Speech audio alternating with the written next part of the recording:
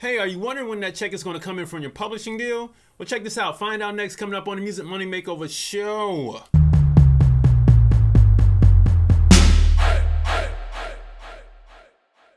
Hey everybody, what is going on? I am Casey Graham. Welcome back to the Music Money Makeover show. And this episode, this is Publishing Deals Explained. Payments, all right? I should probably call it payment schedules or something like that. Anyway, we're back on it with me explaining the publishing deals. And in this episode, we're going to get into the payouts and how everything's like paid out by dates and annually and semi-annually and quarterly and all of this stuff. And how does that tie in with the deal? All right, so let's jump into it. So for this contract, just like any other contract, this is the same one we've been going through since the last episode, but for this contract, it's going to be paid out on a semi-annual basis. So that means twice a year, all right? But it's important to keep up when the payments come out, because once a payment window is done, that doesn't mean that they actually pay you out the check right at the end of the window. So you have to look at your contract and you have to see when the payouts will be. All right, so I'm going to read through a couple bullet points and then we're going to go through the contract like we did in the first episode. All right, so for the first payment date, it's going to be from January 1st to June 30th. All right, and then from July 1st to December 31st. All right, so keep that in mind. So in this contract, it will state that the first pay period you won't get your check until up to 75 days after it closes. All right. Hopefully you get it in 45 days, but up to 75 days on September 13th is when this particular contract says that you will get paid, all right?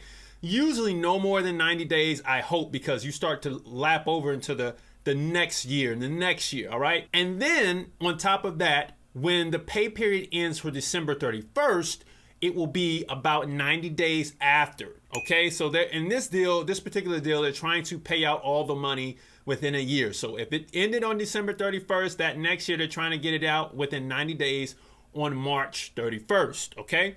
And then on September 13th at the latest for June 30th, okay? So I'm gonna read it. I know it sounds confusing, but let me do it again so you understand. There are two pay periods in most standard publishing deals, all right? You go from January 1st to June 30th. After that, you go from July 1st to December 31st. All right, and then for that first pay period, it won't be paid out until up to 75 days in this particular deal, but sometimes it can go up to 90 days. And then for when December 31st ends and January 1st rolls around, it will be paid up to 90 days out. All right, I would try to maybe push for a 45-day payout. All right, so the money doesn't lag behind too far, but that's all a negotiation. All right, let's keep going. So the money that you will be getting will be accrued or accrued royalties, right? And you'll get this minus things like the charges or chargebacks that are on your account if you're doing print licensing or stuff like that, returns on that and any physical products. But now in today's day and age, most things are digital, but if you are doing songbooks and folios, there may be some returns and reserves against that. That's for another video. I'll get into that then. But any chargebacks you may have may be put against that, all right? Any expenses that the publisher may have when it comes to administering your work, copywriting, sometimes even certain meetings, they could put anything they want to, but they try to keep it limited to just administrative duties only. All right. There also may be charges from sub-publishers that the publisher may have certain deals with. So these are things that you might want to check in from time to time on your publisher with, or ask them, say, hey, who's going to be your sub-publisher? Or if you're doing print licensing and sheet music, who is the publisher that you're going to use for that? And what type of money or what type of charges could I, get an insight on to see what you will charge me with, okay? In this particular deal, all statements are final, okay? And as with any standard deal, it should be, all right? So let's say, you want to come take a look at the books. Well, that's cool. Any contract will have it placed in the contract so you can audit and look at their books. Nothing wrong with that. This particular contract says that you will have up to 2 years to investigate any payouts that you receive from the publisher. After 2 years, game's over. You cannot investigate those books anymore. And I think rightfully so, because 2 years is a long enough time for you to settle any discrepancies that you may have. And lastly, on the payouts, the publisher states that they're not obligated to let you look at their books more than once, right? So if you look at it the first time, you better make sure you got everything you needed to get out in order for you to be good and set, all right? Because they may not give you another chance to look at their books. It takes time for their accountant to step out and yours to come in and look at the books, all right? So, and it's a bit, and auditing, it can start roughly at $3,000. So it takes a lot to bring out your accountant and spend time paying hourly fees going through the books, all right?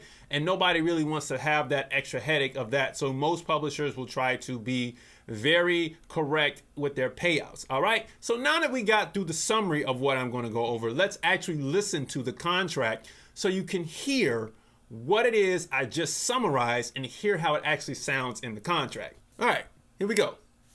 Statements as to royalties payable hereunder shall be sent by publisher to composer on or before the 13th day of September for the semi-annual period ending the preceding June 30th and on or before the 31st day of March for the semi-annual period ending the preceding December 31st, together with payment of accrued royalties, if any, earned by composer hereunder during such semi-annual period, less all advances and charges under this agreement, or just minus all advances and charges underneath the agreement, or under any other agreement between composer and publisher or its affiliates, all right?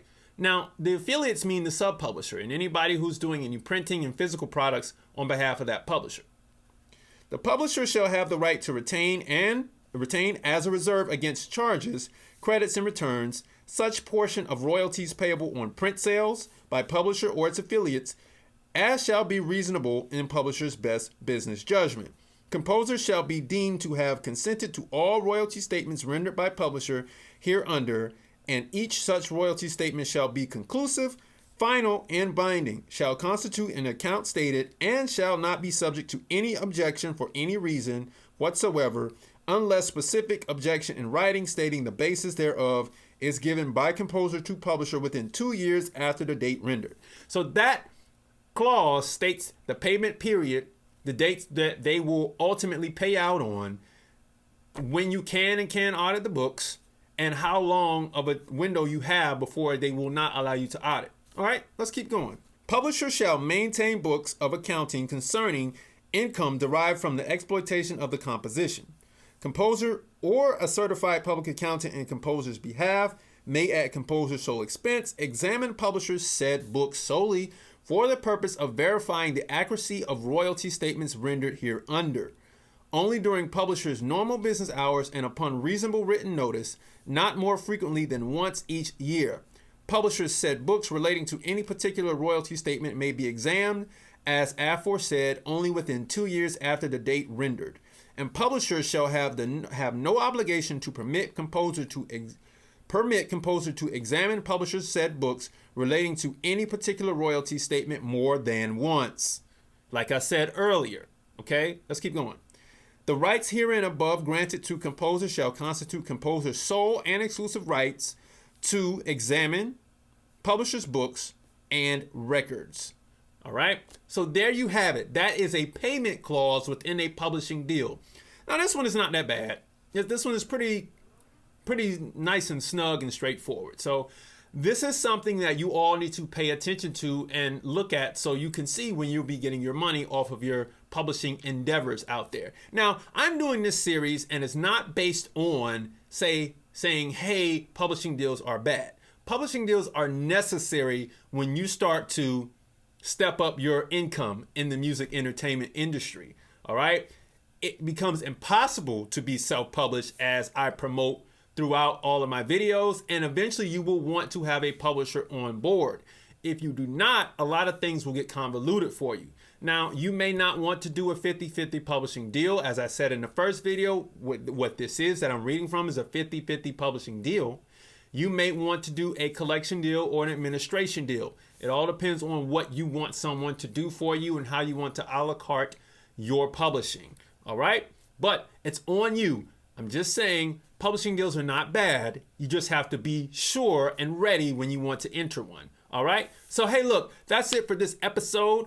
My first ebook is out. I would like for all of you all to go download it. It is The Musician's Guide to Self-Publishing #1. All right. You can download that below in the links below. And then also with that, you will get my free guide, my free profit maximization checklist. It'll be down there in the link below if you don't want the ebook, but it comes together with The Musician's Publishing Guide #1. Check it out down below. I would really appreciate your support on that.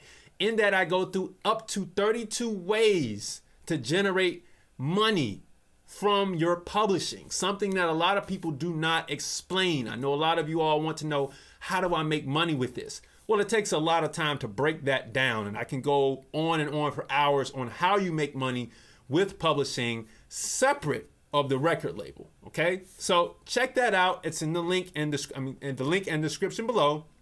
And I will see you all next time on Publishing Deals Explained on the Music Money Makeover Show. Thank you for watching. Peace.